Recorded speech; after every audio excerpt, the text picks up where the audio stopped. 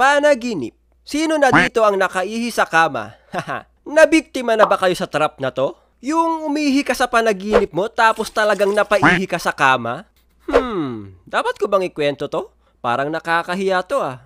Meron kasi isang banyo na malapit sa bahay namin, parang public CR. Tapos lagi kaming umiihi doon kapag naglalaro kami sa labas. Napanaginipan kong naglalaro kami malapit sa CR na yon. Tapos nung time na parang naiihi na ako, dumiretso ako sa CR na yon. Pagkaihi ko sa panaginip ko, nagising ako sa katotohanan na panaginip lang pala yun. Dahil naramdaman kong may umagos na mainit na tubig sa pantalon ko. Ay! Kaya kapag alam nyong naiihi kayo sa panaginip nyo, wag nyo nang ituloy. Sino na dito minsan nangarap na gusto lumipad na parang birdie? Napansin nyo ba na yung mga pangarap natin minsan ay nangyayari sa panaginip? Dahil gusto kong lumipad, nangyari nga talaga sa panaginip ko. Nasa park ako, tapos marami akong nakikitang birdie na lumilipad. Tapos sinubukan ko gayahin kung paano sila lumipad. Ang ginawa ko, bumwelo ako. Tumakbo ako, tapos ginamit ko yung kamay ko para makalipad. Eto yung weird na nangyari. Lumaki yung kamay ko. Napanood nyo ba yung transformation ni Sasuke sa Naruto? Yung may pakpak siya sa likod na parang kamay ang itsura? Ganon na ganon yung nangyari sa kamay ko. Masaya naman ako dahil nakakalipad ako. Pero ang weird lang kasi parang ang pangit ng itsura ko habang lumilipad. Potek, ang laki ng kamay ko. Buti sana kung yung pakpak ko ay tumubo sa likod ko. Parang kay Sasuke. Naglalaro ba kayo bago matulog? Naranasan nyo bang mapanaginipan yung mga nilalaro nyo? I am the hunter!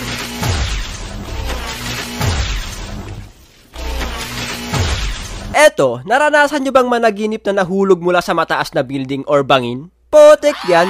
Kadalasan napapanaginipan ko yan kapag natutulog ako sa classroom noon Yung biglang magugulat sa upuan mo dahil napanaginipan mo na nahulog ka at bumagsak ka mula sa mataas na building. Lecheng yan. Sinong loko-loko dito na mahilig mang asar ng aso? Dati, ginagawa ko yan nung bata pa ako. Pero hindi ko na siya masyado ginagawa dahil sa may napanaginipan ako na kinagat ako ng aso sa tiyan. Pagkagising ko, hinawakan ko yung tiyan ko dahil ramdam ko talaga yung baon ng mga ngipin ng aso. Kahit na panaginip lang yon.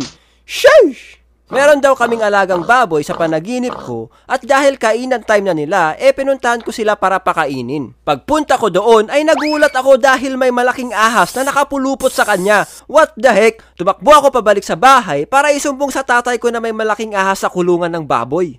Kumuha kami ng itak at pinagtataga namin yung malaking ahas na yon. Grabe pala talaga nagagawa ng panaginip, no? Nagiging matapang ka. Syempre, hindi mawawala yung mapapanaginipan mo yung mga multo o mga nakakatakot na nilalang na minsan napupunta sa sleep paralysis. Naranasan nyo ba yun? Yung hindi mo magalaw yung buong katawan mo pero nakikita mo yung paligid? Yung parang nahulog ka sa genjutsu ni Itachi. Maraming beses na nangyari sa akin to Hindi ko magalaw yung katawan ko pero nakikita ko yung loob ng kwarto tapos may nakikita pa akong kakaibang nilalang na lumalapit sa akin. Hindi klaro yung mukha, pero potek yan, takot na takot ako, tapos sigaw ako ng sigaw, na parang nakukuha ko na yung pinakamataas na nota. Sabi nila, igalaw-galaw mo lang daw yung mga daliri ng kamay mo, or yung paa mo, para magising ka. Pero para sa akin, hindi siya effective. Kaya ang ginagawa ko na lang, nilalabanan ko yung sleep paralysis. Pinipilit ko talaga gumising kahit na anong mangyari. Sabi naman ng mga researchers, nangyayari daw ang sleep paralysis kapag kulang ka sa tulog, or sobra ka nang na-stress. Parang totoo naman kasi meron yung mga time na wala akong tulog dahil sa pag-animate. Tapos stress pa ako. Ayun, para na akong sinasaniban sa kama. Nasubukan nyo na ba mapanaginipan yung mga apocalypse? Tulad ng zombie apocalypse, yung feeling mo parang ikaw yung mga karakter na napapanood mo sa High School of the Dead, Walking Dead, Train to Busan, All of Us Are Dead, at kung ano-ano pang mga zombie movies dyan. Napapanaginipan ko siguro ito dahil gusto ko yung thrill ng zombie apocalypse. Yung paano sila tumakas sa mga zombies at kung gaano sila ka-creative gumawa ng armas panlaban sa mga zombies. Pero syempre ayoko naman mangyari yan sa totoong buhay. Diba? Ano na lang magiging amoy at itsura ng mundo pag nagka-zombie apocalypse? Isa pang napanaginipan ko yung grabing pagbaha. May ilog malapit sa amin tapos malakas yung ulan. Hindi ko alam kung anong ginagawa ko sa panaginip ko pero tinititigan ko lang yung ilog kung tumataas ba siya or hindi. Sa una, okay naman, parang hindi naman siya tumataas. Umalis muna ako sa bintana, tapos pagkabalik ko, yung tubig ay nasa baba na ng bahay. Tinangay ng tubig yung bahay namin, tapos unti-unti siyang nasisira. Wala akong nagawa kundi tumalon sa tubig, kung saan-saan ako dinala ng agos ng tubig. Hindi ko nga alam kung paano ako nakasurvive sa baha na yun Sheesh! Marami pa akong napapanaginipan ng mga apocalypse tulad ng tsunami, umuulan ng meteorites. Potek yan, sayang-saya pa naman ako pag may meteor shower, panay wish pa naman ako, pero pag naglanding pala sa planeta yung mga yan, basag ang mundo. Sino na dito naranasan mag-sleepwalking?